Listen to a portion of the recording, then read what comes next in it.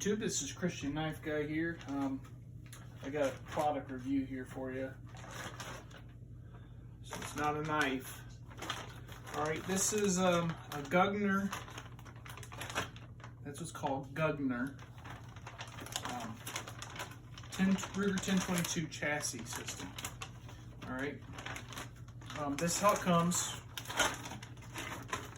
In a plastic bag. You don't get an owner's manual. You don't get directions how to assemble it. It's simply just a little plastic bag like this, stapled shut. I went ahead and popped it open, save time. So we're going to go over each piece you'll get in this. Slides on the top. This right here is based off of an AR-15 lower, you could say. You got what is like a buffer tube assembly here that's molded in. This is like a high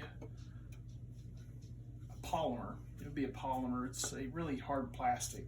It's very, I mean, you think of plastic. A lot of the aftermarket chassis systems are plastic. You have brass screw holes to where the screws are, and the screws are metal. You have the bottom part where the pistol grip goes on there is metal. So what's important that needs to be metal is metal. Okay, the rest of it is real tough plastic. I mean, this is real thick and tough.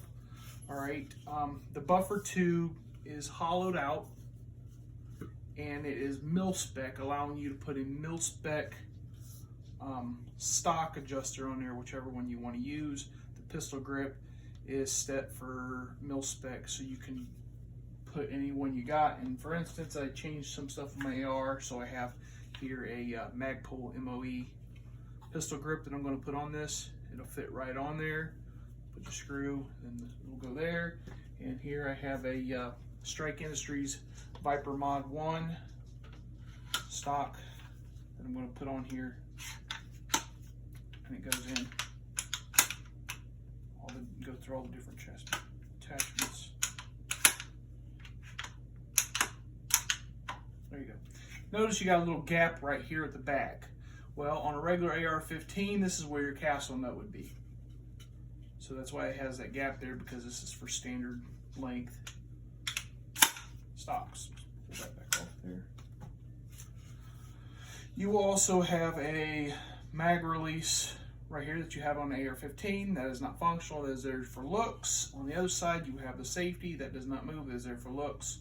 And then the other end, that would be your magazine. It's even cut out like where it to be a magazine, but it is wide to take the Ruger 1022 mags. And then of course, your Ruger 1022 trigger guard will come down through here. Now, it goes in here. I'm not going to show you how to install these. It didn't come with instructions how to do it. You can get on the website. It's gungner.com, and you'll be able to see the instruction video that they give. And clear out the bags. What else comes with this? Fits on top. You will not be able to use your standard Ruger rail that would mount on your receiver. It fits down in here. You get this right here, so they give you a rail. There's little grooves in the inside. This slides in.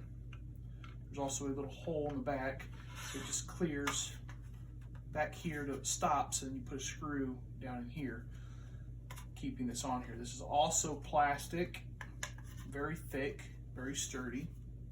Goes on like that. Then you have the guard, the hand guard. It's got a nice little angle cut. It does come down very unique. The top part is all Picatinny. The bottom portion is all Picatinny. You got two little small Picatinnies in the back portion.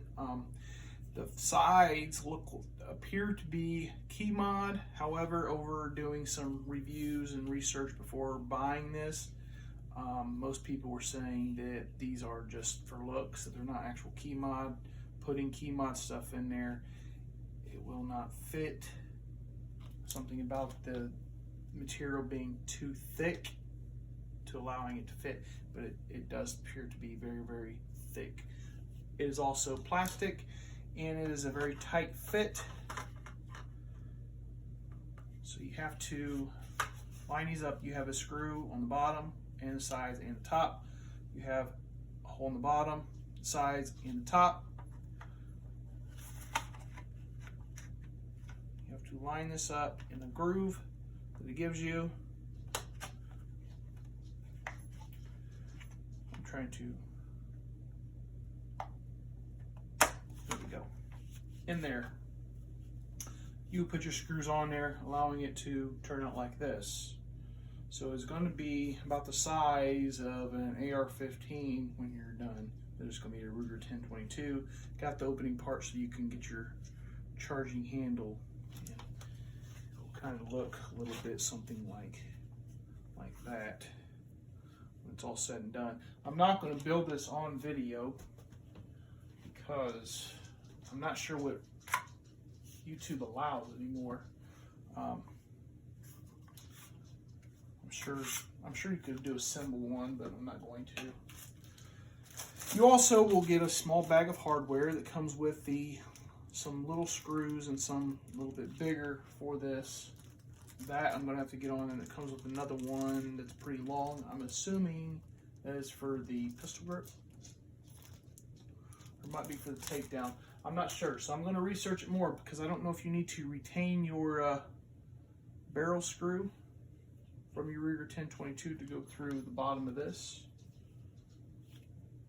I'm not sure what that is. It also comes with a barrel stabilizer. This slips over your barrel and goes in at the end of this rail to help stabilize it. And then they give you a sticker that says Gungner. So that's what you get. So I'm going to tie in this video after it's put together. And hopefully we don't have any problems. If I have any problems, I'll let you know what I had problems on while I was assembling it. I have some few screws left over. I have an actual grip screw for this just in case that's not it. But I think that kind of looked like a grip screw. I'm thinking that is a grip screw. A small one. You wouldn't really need a long one to go up in there. It doesn't look like it goes that far because it only goes so far up in here. So I'm thinking that's what that is, a grip screw.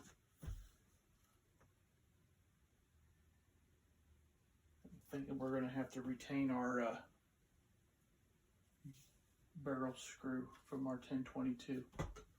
We'll go through this stuff and figure it out. I'll have to get on the website and check it out more. Yeah, this is Gungner Ruger 10/22 chassis.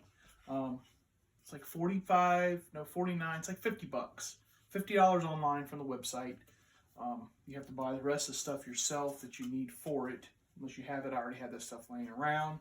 So I'm only out for this. The shipping total is like $64 shipped to the house. It's not bad. Most of your chassis systems are going to range over $100. And you're still getting plastic. There's not a whole lot of them that are metal. I've seen some that everything was plastic, like a heavy-duty polymer, except for the rail was aluminum. I'd rather it all been plastic or it all been aluminum. This being plastic allows it to be very, very light and quick to remove. And it's not a cheap plastic. It's very strong.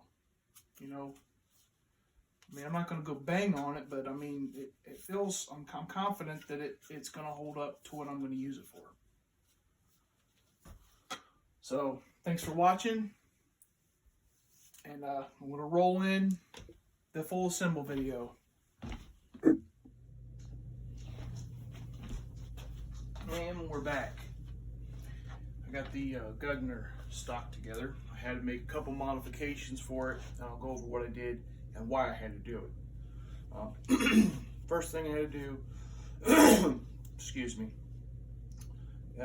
if you notice the grip right here, the Magpul grip, I don't know if it's just Magpul or if all grips are like that. I'm gonna say all grips are like that because they're all gonna kind of fit right in here.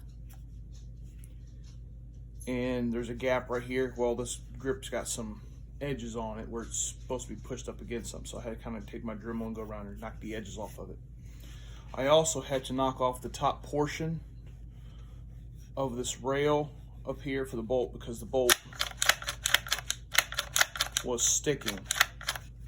Okay, mainly because of the material of the bolt, because it's so big and sticks out so much. So if you have the stock bolt charging handle, it'll work fine. If you have an oversized one, extended one that's fatter, you may have to modify that a little bit. I just cut off the rail portion, took the sanding, moved to a sanding bit, and sanded it smooth so there was no burr. Close up, yeah, you kind of see something. Far away, you're not gonna know. Again, this was a $50 chassis system, so I'll mod it to my specifications that I need it for. So there's that. I went with, I don't even know what name this is. It's kind of like just, I think it was 15 or 16 bucks off eBay for the charging handle. I went with red because it matches the QD attachments on the Strike Industries stock. Kind of go with that. I went with the oversized one simply because the way you would charge it, I'm going to be using some mags, so I'm not going to charge it. These are loaded. I keep all my mags loaded, so I'm not going to charge it. Okay, you will go in, it goes click, you drop your mag, you put your next one in, obviously quicker because you would actually should draw it from a vest or side or something. When you're loading it, you can kind of bring it up like this, so you're not completely dropping it down or rotating to the side. You can kind of just bring it up like this. You're still looking at your thread, know what you're doing. Bring it back down, take your hand, your finger, and you're back on. Kind of like how the AK style would work. Okay, so you put your mag in, back on. Also went with the red one, not just because it matches, but red you can kind of see out of the corner of your eye in daylight to know that it's pushed forward all the way. So if it's go in click, no fire, you're gonna know, hey, I'm either out of ammo, which is why the clear mags do come in handy, because you can just kind of look and see, oh, I don't see any ammo, so I could be out. Instead of rotating to the side and doing this ordeal, you can automatically see, hey, I got a misfire. If I got a clear mag, I'll be like, okay, I'm empty, drop it. And you can actually, if this was extended a little bit more, you could probably put a more extended one on here. You can actually push it from your finger, but I like to grab with this right here because I'm grabbing with this hand to pull the mag out anyways. So there's that. So you see that it's forward. If it was back just a hair, like you had a jam, you'd be able to tell by the way you're looking at it. Looking down and look off to the side, and you'll be able to tell. All right. Now, you may be like, that's a deep well. Can you still use the 10 rounds? You most certainly can. Just back so I got more room. Here's a 10 round. This is loaded too, so I'm not going to charge it. It fits up in there, locks in place. It's just not as cool looking. So it's flat, and you can still, drops free.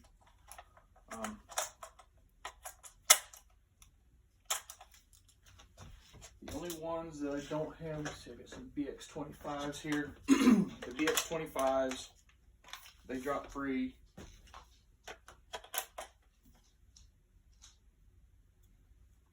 There it is. That drops free. The only ones that don't drop free is the Butler Creek. Yeah, it does. I think they will now. They got weight in them. Shooter's Ridge.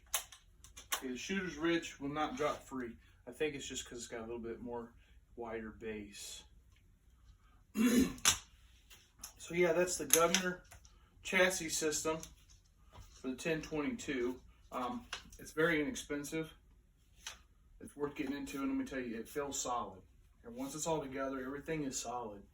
You're gonna go out and you'll be able to have some fun with this thing. I mean, it's no difference than Smith & Wesson's M&P 1522. That's all polymer. It's all plastic. Buffer tube is fixed position just like this. I mean, you can change your pistol grip and you can change your stock attachment. Everything else is plastic. So take that in consideration before you bash this. I did order just a regular red dot for it, cheapy off of eBay. I want to get something from under here. I'm just not sure if I want to go vertical or, you know, angled foregrip, AFG. It feels good. It's lightweight. Yep, there you go. Gungner chassis system. Gungner.